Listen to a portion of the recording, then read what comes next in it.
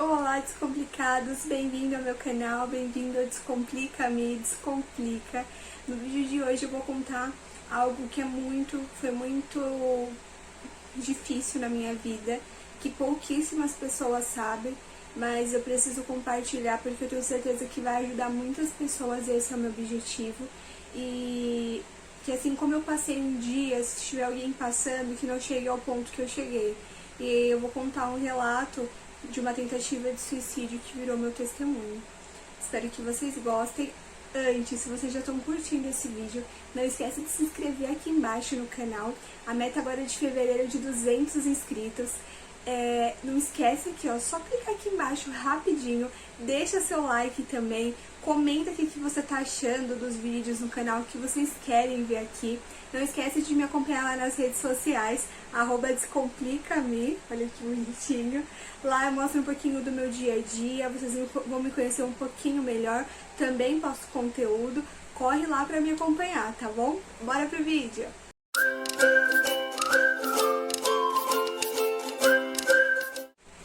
Antes de contar exatamente o que aconteceu, eu acredito que muitas coisas me levaram para o acontecido, que foi a tentativa de suicídio. Tem um vídeo que eu vou deixar o link aqui em cima para vocês verem também, que eu contei o dia que eu perdi minha mãe.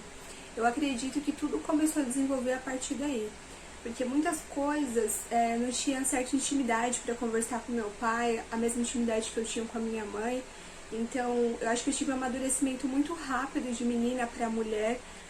Coloquei muitas responsabilidades à frente em muitas coisas, em questão família, em questão a minha irmã, em questão a minha família mesmo, meu pai. Então, coisas foram desenvolvendo por conta dessa falta. E aí depois eu tive alguns problemas familiares, mesmo de a família se afastar, depois que minha mãe faleceu, e era um momento que eu precisava muito de companhia, até porque eu tinha 12 anos na época, era muito nova, então assim, foi muito louco esse amadurecimento, foi muito rápido. E depois disso eu fui morar, tive uma mudança, ciclos novos também, pessoas que, né, meu pai teve relacionamento, de acostumar de ter uma madrasta. Às vezes nem era tudo aquilo que a gente queria ou sonhava, mas sim ainda a gente prezava pela felicidade do meu pai. Então, coisas também foram desenvolvendo aí. Depois do início de faculdade, e aí tranca a faculdade, e era uma coisa que era muito importante pra mim. Aí depois tive algumas brigas, fui morar sozinha. E foi outra coisa, um momento da minha vida assim que eu aprendi muita coisa também, mas que me machuquei muito, me senti muito sozinha. Aí depois perde o emprego, acusações, coisas que não eram verdades. E continuou passando. E aí voltei pra casa do meu pai, do tempo que eu morei sozinha. E ainda assim tentando me encontrar de alguma forma, profissionalmente, em relacionamentos mesmo. Tava cansada de viver, tipo assim, na vida, na noite, sabe? De sair, de não encontrar alguém. E aí quando finalmente eu encontrei alguém que tá comigo até hoje, e tava muito recente, né? Muito novo. Foi muito rápido o nosso processo também, a gente começou a ficar, daqui a pouco tava namorando, e a gente já começou a morar junto. Foi tudo muito perto, né? Era praticamente lua de mel pra gente.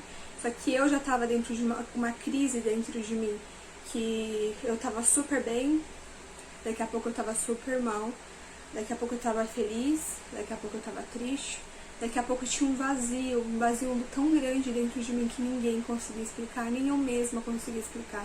Eu não tinha força pra nada. A minha rotina mudou totalmente, de ter gente o tempo todo em casa pra não ter praticamente ninguém, só tinha ele, só que ele trabalha muito, né? E eu não tava trabalhando. Mudei totalmente de ambientes. Eu acho que todas as coisas foram conflitando. E eu cheguei a um nível de que quando era pra estar tudo bem, eu tava mal. Quando chegava aquilo que eu queria, não era o suficiente pra mim. E era um vazio que eu não conseguia explicar. Eu só tinha vontade de ficar deitada, eu não tinha vontade de levantar, eu não conseguia arrumar emprego, eu não tinha, né, não estava estudando. Era algo muito monótono. algo muito vazio. Eu praticamente não tinha sentimentos dentro de mim. A única coisa que eu queria é que a minha vida acabasse, para aquela dor acabar. Aquela dor que a gente não sabe explicar. Você fica triste e você não queria estar triste. Você quer achar algum sentido. E mesmo tudo isso na sua volta, você tentando entender que aquilo é pra sua vida, que aquilo tá maravilhoso pra você, só que como você não tem sentimentos, você não sente nada, nada faz sentido. E um outro ponto que eu acho que foi fundamental para tudo acontecer é que eu tentava muito encontrar uma religião.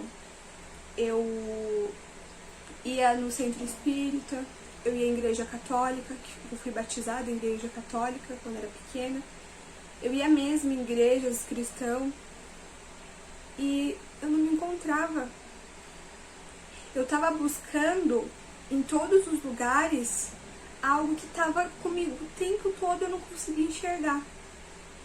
Eu não conseguia. Eu entrava nos lugares, eu ouvia as coisas, mas pra mim não me tocava. Era como se fosse nada. E eu tava o tempo todo buscando uma coisa que sempre esteve comigo. Em todos esses momentos que eu falei, que eu acho que foram fundamentais para chegar onde eu cheguei, aconteceu eu em busca daquilo que estava dentro de mim. E era sentimentos assim que é muito difícil explicar, mas estava todo o tempo vivo dentro de mim, todo o tempo. E essa vontade de tirar minha vida já tinha acontecido em outras ocasiões.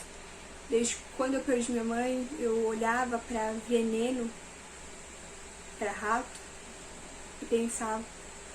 Quando eu morava em prédio, né, junto com meu pai, com a minha irmã, com a minha família, eu ficava pensando em me jogar do prédio.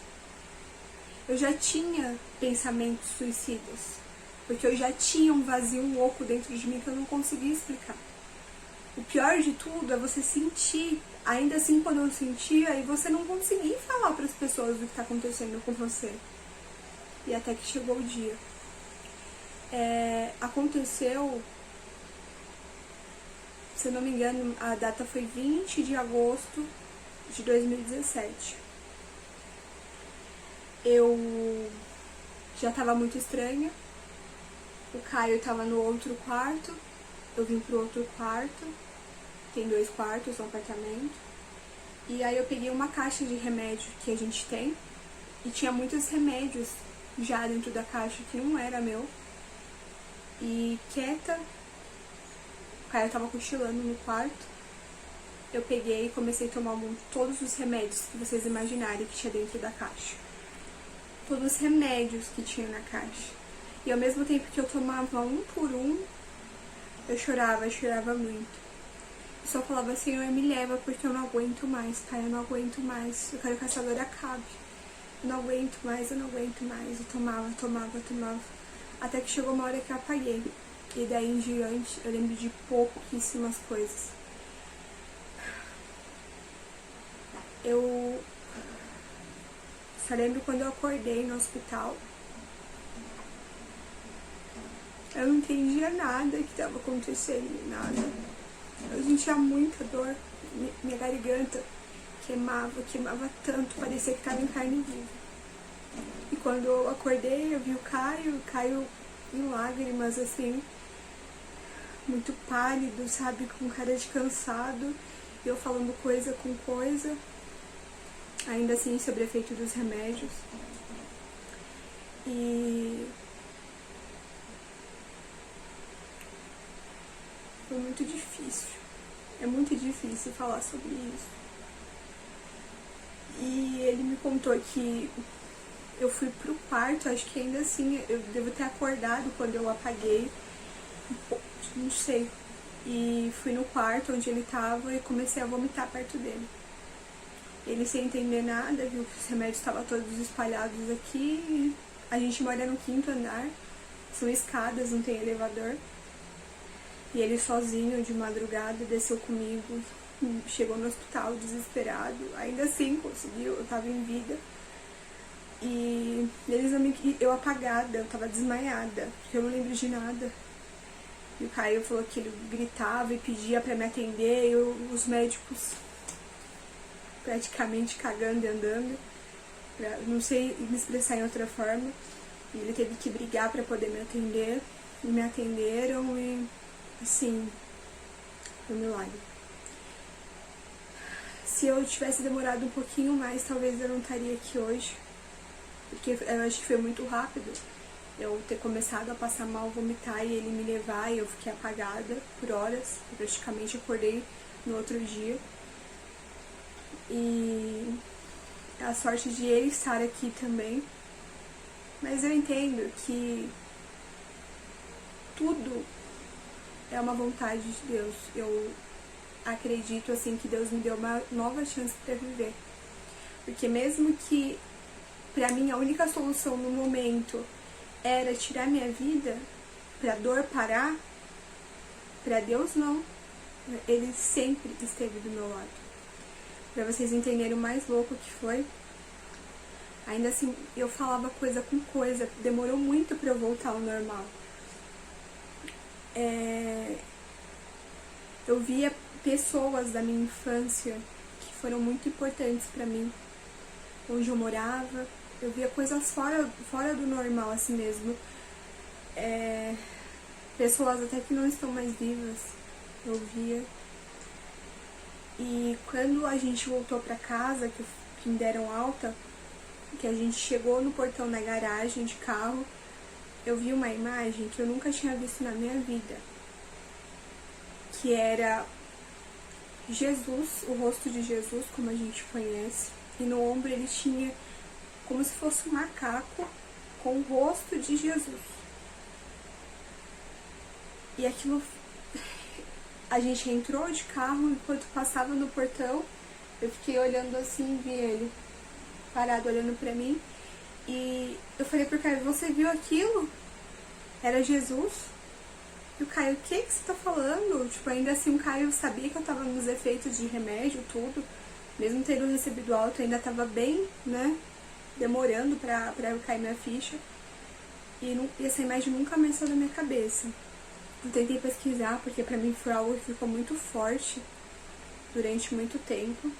E depois eu acabei descobrindo, já passou até inclusive no Fantástico, que é essa imagem que eu vi, que tem o mesmo rosto, eu vou colocar pra vocês aqui.